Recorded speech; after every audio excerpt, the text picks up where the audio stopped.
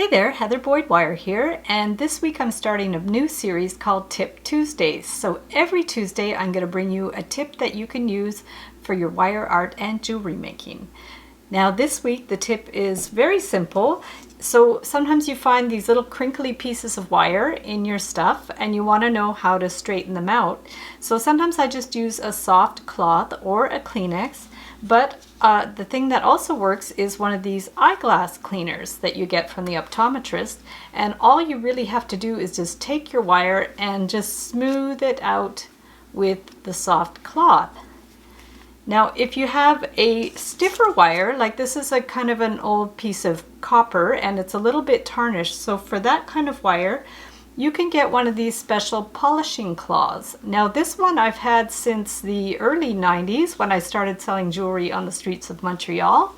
And all it is one side is red and this side has the sort of chemical in it, and then the other side is yellow and it kind of buffs the wire. So all you're going to do is hold your wire and just pull it like that and really squeeze it between your thumb and your finger, and you're going to see it looks a little bit kind of grayish, but then when you flip the cloth over and use the yellow side, it's going to sparkle it right up.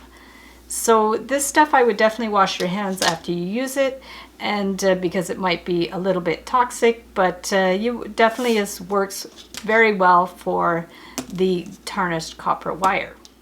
So thanks so much for watching the video. If you have any suggestions or tips and tricks for fellow jewelry makers, put them in the comments below and I could feature you in one of my future videos. If you have any questions about wire art jewelry making, be sure to ask me either in the comments below, or you can join the Facebook group, the Wire Art and Jewelry Makers Club, where we share all kinds of inspiration, photos, tutorials in that group. And if you don't have Facebook, please don't hesitate to email me at info@heatherboydwire.com and I'd be happy to answer any of your questions. So be sure to subscribe to my channel for lots more DIY wire art and jewelry making videos. Give the video a big thumbs up if you like it, and we will see you the next time.